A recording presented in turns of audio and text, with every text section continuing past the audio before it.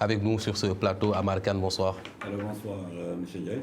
Je l'ai dit tout à l'heure, vous êtes le secrétaire général du CET, le CET qui est le syndicat de l'enseignement technique et professionnel. On est le 1er mai, la célébration de la fête du travail. N'est-ce pas un paradoxe, une fête du travail qui est célébrée par l'absence de travail, je dirais une journée chômée et payée, une réaction sur ça?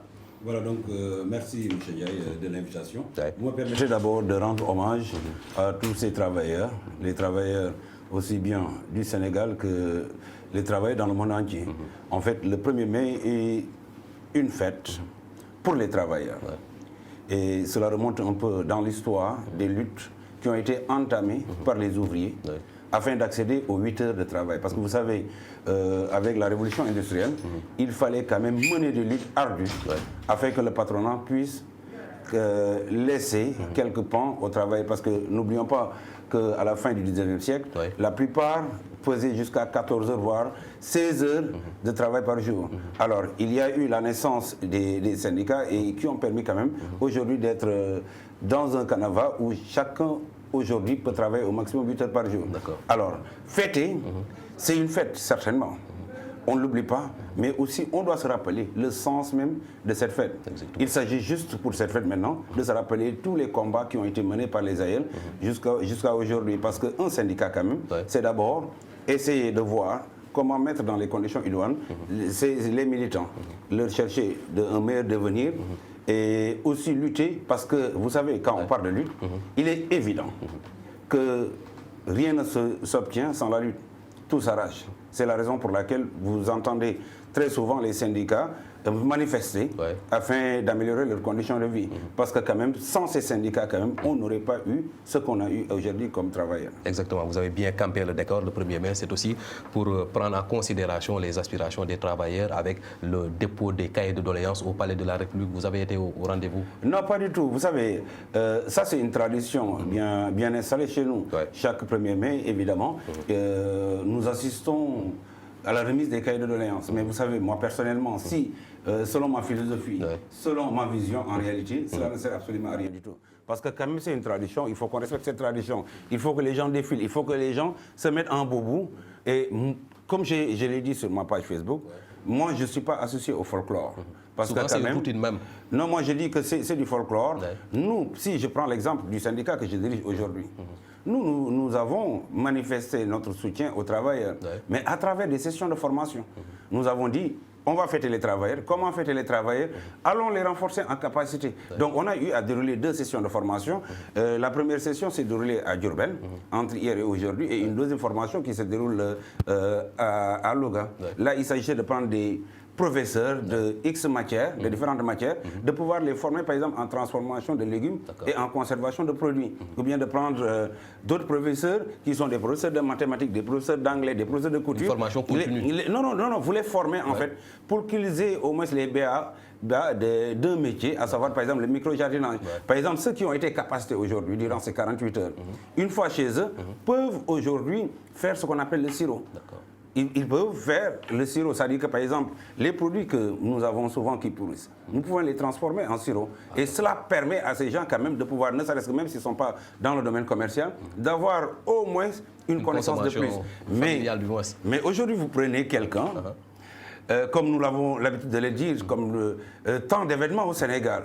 Parce que moi je dis, souvent c'est le folklore. Quand vous habillez quelqu'un, vous lui donnez X mètres de tissu, vous l'habillez en grand boubou avec des discours pompeux, c'est pas là où se passe en réalité faire des marches couvertes. Mais moi je dis que c'est pas là le combat. Le combat c'est dans les entreprises, le combat c'est sur le terrain. Et non pas ce folklore que nous avons déjà institutionnalisé. Mais quand même, c'est aussi une audience avec le premier des Sénégalais qui peut évidemment, mais vous savez, quand on parle de dialogue, on ne doit pas attendre ces moments. Ce n'est pas le 1er mai qu'on doit attendre pour avoir ce dialogue-là. Le dialogue doit être permanent. Les doléances qu'on pose sur la table, c'est les mêmes doléances qu'on pose depuis des années. Vous savez, moi je dis que bon, c'est une tradition. Moi je respecte ceux qui participent à cette tradition. Je les respecte, c'est leur choix. Mais moi personnellement, je ne crois pas à cette forme aujourd'hui. Parce que vous savez, le monde évolue et par rapport à l'évolution du monde, il faudra trouver d'autres aspects qui permettent aux travailleurs de sentir carrément qu'aujourd'hui, c'est une fête. Exactement. Innover une nouvelle manière de prendre en charge les aspirations des travailleurs. Alors, le CET, c'est le syndicat technique de l'enseignement professionnel. C'est le seul syndicat dans ce secteur-là, l'enseignement professionnel. Comment est-ce possible, avec toutes ces ambitions des uns et des autres, comment est-ce que vous arrivez à être ce seul cadre qui représente ces enseignants-là? Vous savez, l'enseignement technique et la formation professionnelle, quand même, il faut juste remonter l'histoire pour se rendre compte que nous avons été toujours un secteur à part. C'est-à-dire, aujourd'hui, de plus en plus, vous entendez éducation et formation, mais avant, il n'y avait pas éducation et formation. On parlait justement d'éducation. Mais aujourd'hui, l'importance de la formation est telle que, aujourd'hui, c'est un ministère plein. Et de ce fait, vous savez, quand on parle du syndicat de l'enseignement professionnel et technique, c'est un syndicat sectoriel qui ne s'occupe que des problèmes de l'enseignement technique et de la formation professionnelle. Parce que nous avons, en dehors des problèmes globaux que nous partageons avec tous les enseignants, nous avons effectivement des problèmes qui sont des problèmes spécifiques. Et ils sont très nombreux, ces problèmes-là. Malheureusement, ce syndicat est né parce que nous avons été quelque part trahis par les autres. Parce que nous sommes une minorité dans la majorité. Nous sommes nés même des autres syndicats. Non, non, non. Nous sommes minoritaires dans le système éducatif. Parce qu'aujourd'hui, nous représentons moins de 10%. Et vous savez, le syndicalisme sous nos cieux, sous nos tropiques actuellement, c'est comme la politique.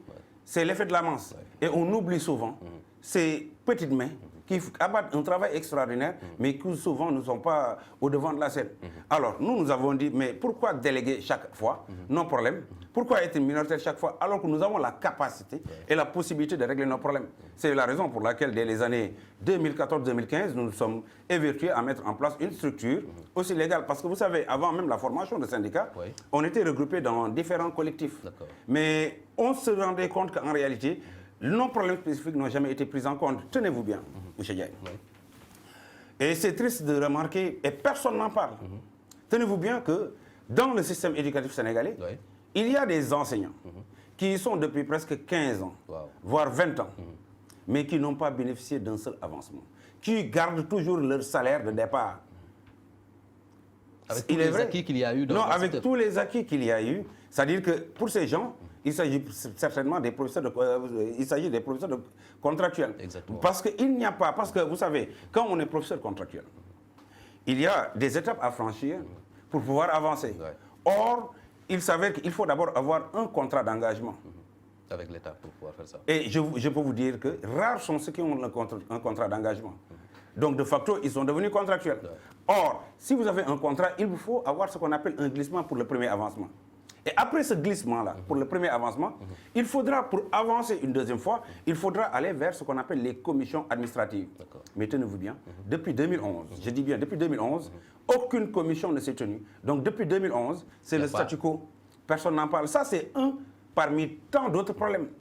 Parmi tant d'autres problèmes, parce que si on regarde juste le système, on se rendra compte qu'en fait, nous sommes lésés partout. Et on reviendra sur cette doléance-là spécifique actuelle dans le secteur de l'enseignement technique. Mais dites-nous d'abord, quels sont ces enseignants-là? Souvent, c'est les lycées techniques ou c'est au niveau des universités aussi? Non, c'est au niveau des lycées techniques, au niveau même de l'élémentaire, ce qu'on appelle les maîtres contractuels, au niveau des centres de formation professionnelle. Ils sont disséminés un peu partout au Sénégal. Mais comme je l'ai dit tantôt, c'est parce que, en fait, ce n'est pas un grand nombre, c'est quelques centaines, voire 1 millier, 2000 personnes qui n'arrivent pas du tout à avoir de formation diplômante. Parce que pour accéder à la fonction publique, et je reviendrai sur la formation diplômante, pour accéder à la fonction publique, il faut obligatoirement, je dis bien obligatoirement, passer par une école de formation pour avoir un diplôme. Exactement. Pour pouvoir avancer maintenant, même si vous ne passez pas dans une école, vous devez pouvoir avancer parce que chaque travailleur aspire à avancer. Mais pour pouvoir avancer, il faut qu'il y ait la commission administrative pour les contractuels. Il y a la commission administrative qui se passe pour les fonctionnaires, pour les non-fonctionnaires décisionnaires. Mais il n'y a pas. Contractuels, il n'y en a pas. Il n'y en a pas depuis 2011. Donc là, c'est un des problèmes parmi tant d'autres. Personne n'en parle parce que quand même, ils sont majoritaires et c'est le silence total. Et vous avez aujourd'hui l'occasion d'en parler. Non, dites-nous encore, quels sont ces domaines d'activité-là? Quel est le contenu du travail du professeur qui est dans l'enseignement technique? Vous faites de la mécanique, par exemple. Vous enseignez quoi exactement? Vous savez, moi, ça me permet de revenir un peu sur les élections de représentativité. Parce que l'enseignement technique et la formation professionnelle avaient été mis dans le collège moyen secondaire. Ok, je dis soit. Mais si on met l'enseignement technique et la formation professionnelle dans le moyen secondaire, ça veut dire que tout ce qui officie dans l'enseignement technique et la formation professionnelle doivent être considérés comme étant du moyen secondaire. Alors, il s'avère que la moitié de ceux qui exercent aujourd'hui sont des maîtres d'enseignement technique professionnel. Ce qui est en déphasage aujourd'hui avec la politique. C'est pourquoi, pour une question de cohérence, un reversement devient obligatoire pour les METP. Ils ne peuvent plus être des maîtres parce qu'un maître n'officie pas. Un maître n'officie pas dans le moyen secondaire. Exactement. Un maître officie dans l'élémentaire ou bien dans le préscolaire. Mais la différence, c'est que nous sommes un système transversal. Parce que quand vous parlez d'enseignement technique, quand même, si on regarde les diplômes, nous pouvons citer des diplômes qui vont du CAP au BTS. Quand on parle de CAP, c'est le niveau certificat d'études. Le BEP, c'est le niveau BFM. Parce que quand vous avez ces diplômes-là, vous n'avez pas besoin d'aller faire d'autres diplômes. Quelqu'un qui a le BEP peut prétendre au même concours que celui qui a le BFM. Donc, il y a le BEP, il y a le BT. Le BT qui est l'équivalent du bac. Quand, par exemple, M. Ndiaye a son enfant, dès la classe de seconde, au lieu d'orienter son enfant en classe de seconde, il peut l'orienter directement en enseignement technique et aller faire ce qu'on appelle le BT. Au bout de 3 ans, son enfant qui a le BT est considéré au même titre que celui qui a un bac S1 ou S2. Dans des écoles de formation, en électricité, en bâtiment, etc. Donc ça, c'est une chance, mais malheureusement, beaucoup de Sénégalais ne le savent pas. Exactement. Donc là, et encore, nous sommes dans l'universitaire, parce que nous formons des étudiants. Parce qu'aussi dans l'enseignement technique, nous avons des formations qui vont jusqu'au BTS, le brevet de technicien supérieur. Donc ce qui veut dire qu'en réalité, il est tout à fait anormal de cantonner l'enseignement technique au moyen secondaire ou bien à l'élémentaire, parce que ça traverse tout le système. Et c'est l'une de vos revendications actuellement. Quelles sont présentement toutes ces revendications portées par votre syndicat? Non, les revendications sont très nombreuses parce que nous avons l'habitude de dire, en fait, la première chose qu'il faudra gérer, c'est le problème de la carrière.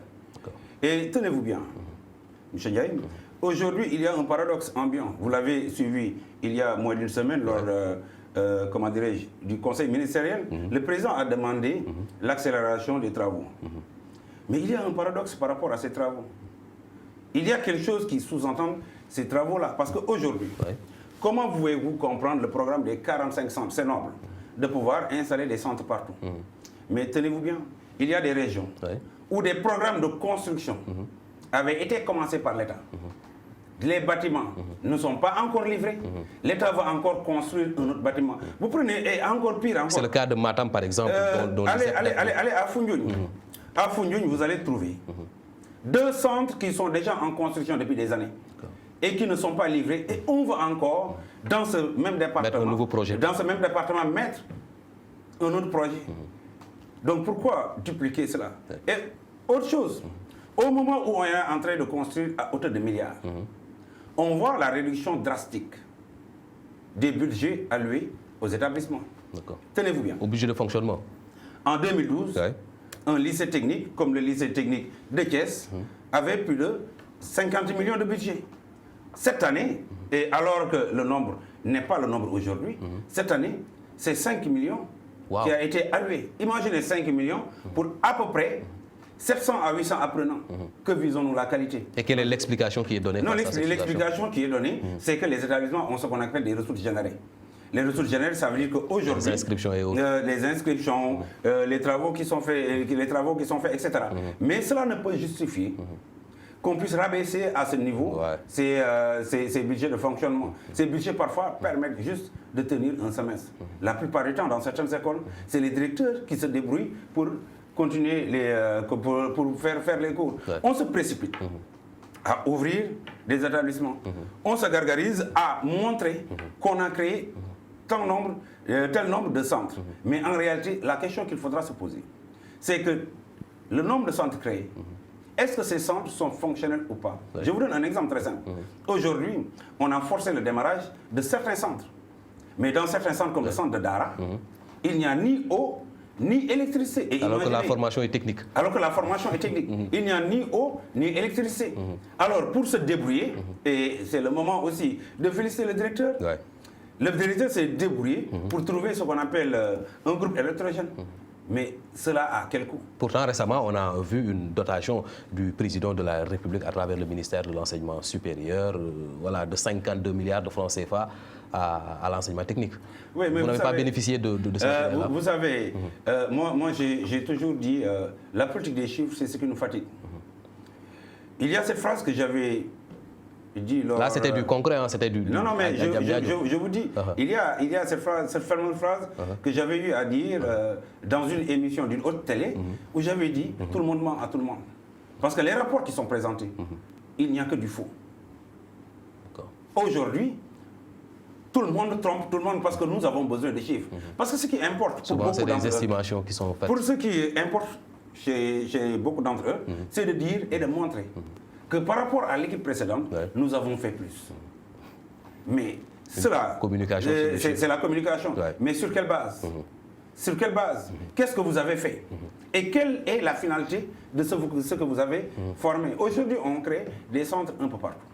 Moi, je salue ces initiatives. Mais est-ce que la formation sera de qualité? Une formation ne peut pas être de qualité sans le matériel, sans le ressources humaines. Non, vous pouvez avoir tous les matériels du monde.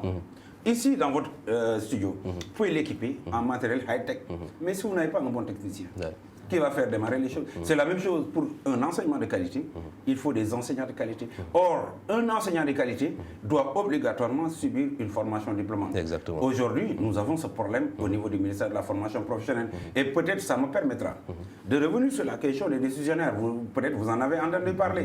Donc des jeunes qui sont recrutés à la fleur de l'âge, à qui l'avenir devait sourire, mais qui aujourd'hui, par la force des choses et la négligence de certaines autorités, deviennent des décisionnaires. On est décisionnaires parce qu'on n'est pas du tout fonctionnaire. Parce que parmi les agents de l'État, nous avons évidemment cette classe de contractuels, nous avons cette classe de fonctionnaires, mais il y a ce qu'on appelle les fonctionnaires, et dans l'enseignement, on les appelle les décisionnaires.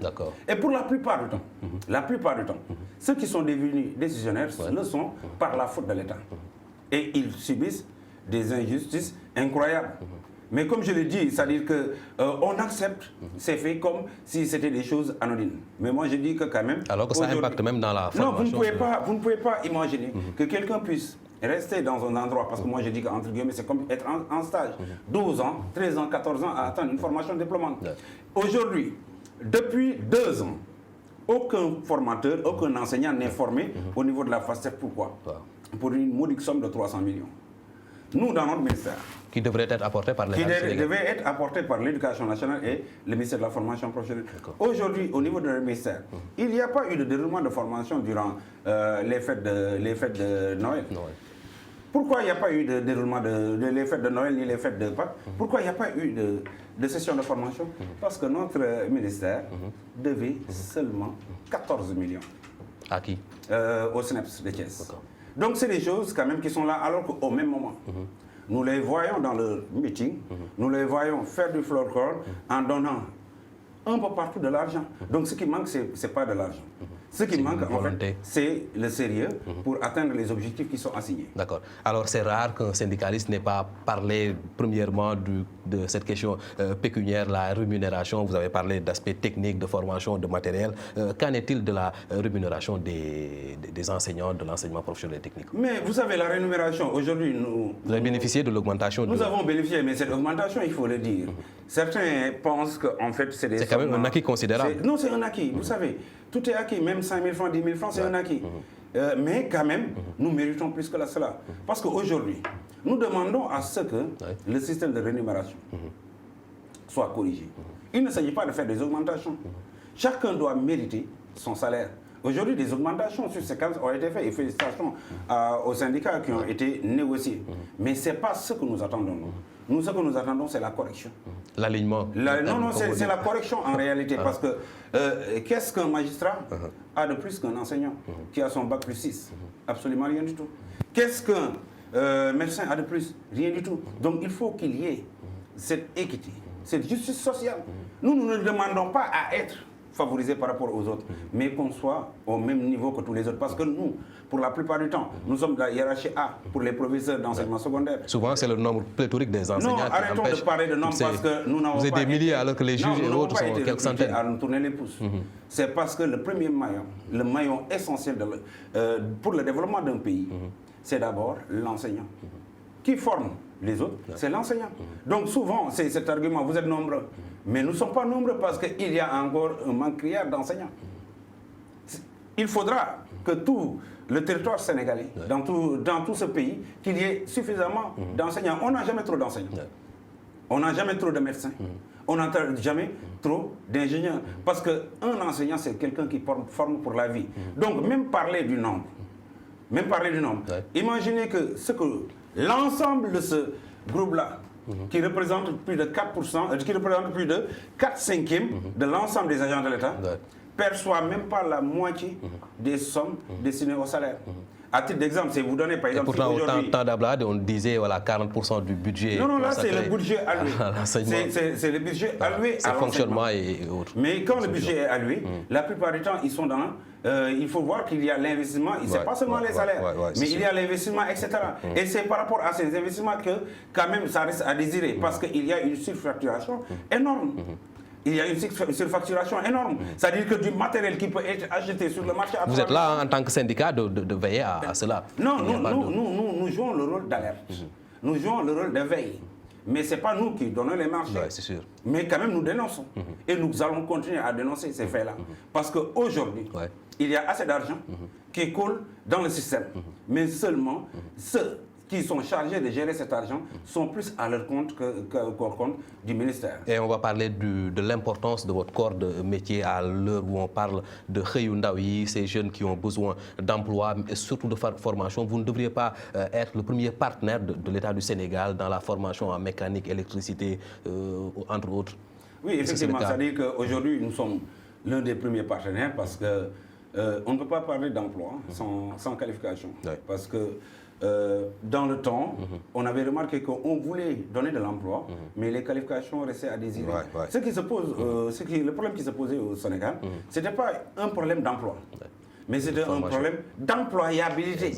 Parce que tout simplement, vous avez des jeunes qui aspirent à être des travailleurs, mais qui n'ont aucune qualification. Et c'est le moment aussi de dire qu'actuellement, par exemple, il y a un organisme quand même qui essaie de faire son chemin, le 3FPT, qui essaie de faire son chemin, tant bien que mal, pour produire des résultats. Mais cela ne suffit pas. Avec beaucoup de manquements. Non, avec beaucoup de manquements. Des formations de 3 mois qui vont jusqu'à 6 mois. C'est une évidence, c'est-à-dire qu'il y a un contrôle qui doit se faire en amont et en aval pour que la réalité des chiffres soit une réalité exacte. Parce que tout simplement, vous savez, il y a beaucoup de tricheries. Et tout le monde ment à tout le monde. Donc là, comme je le dis, il est temps d'arrêter les discours et d'aller vers l'action, d'être pragmatique, de se dire les vérités et de savoir que ce Sénégal-là, qu'on soit syndicaliste ou pas, nous sommes dans un pays pour faire avancer les choses.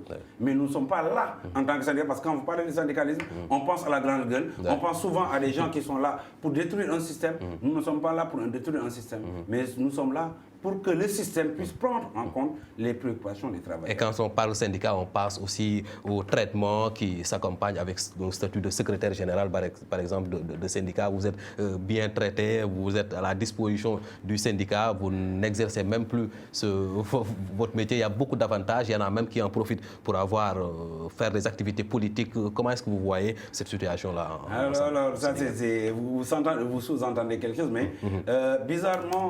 C'est un moyen d'accéder à la politique. Mais non, ce n'est pas un moyen, parce que moi, je peux affirmer publiquement que... Pourtant, l'histoire a montré que quasiment l'ensemble des syndicalisme sont intimement liés. Moi, je ne dirais pas à un syndicaliste de ne pas faire de politique, parce que c'est sa liberté. Mais moi, je parle pour mon compte. Mais est-ce que ça ne sape pas la Non, fonction de secrétaire je parle pour mon compte, parce que c'est moi qui suis là. Les autres pourront s'expliquer dès qu'ils seront vos invités. Parce que c'est leur liberté, leur choix, quand même. Mais il faut le dire, quand même, le syndicalisme a toujours rimé avec le sens politique. Maintenant, il faut faire... On a connu de grands syndicalistes qui n'avaient pas de casquette politique. Mais non, n'oubliez pas qu'en réalité, il s'agit de stratégie. N'oubliez pas que, par exemple, la synthèse a été... à un certain moment affidée au PS. Exactement. N'est-ce pas? Et pourtant, c'est la plus grande centrale du Sénégal. Donc ceux qui font la politique, ils ont leur raison. Mais quand même, on ne doit pas mélanger les torchons et les serviettes. Ouais, pour moi, quand on défend les travailleurs, moi, si vous m'aviez posé une question sur la politique, je vous dis, monsieur, je ne connais rien en politique, même si j'ai une certaine connaissance, parce que ce n'est pas un domaine qui m'intéresse. Moi, ce qui m'intéresse, c'est comment faire de telle sorte que les travailleurs qui sont sous ma couverture puissent avoir gain de cause par rapport à leurs revendications. Ouais. Comment faire pour que mes militants, demain, puissent au moins sentir une amélioration. Mais évidemment, et je le répète, M. Khalifa, que quand même, ceux qui font la politique, ils ont leur raison. D'autant plus que ils ne se cachent pas pour faire la politique. Moi, si demain, je venais pour faire la politique, j'allais assumer pleinement ma casquette de politicien.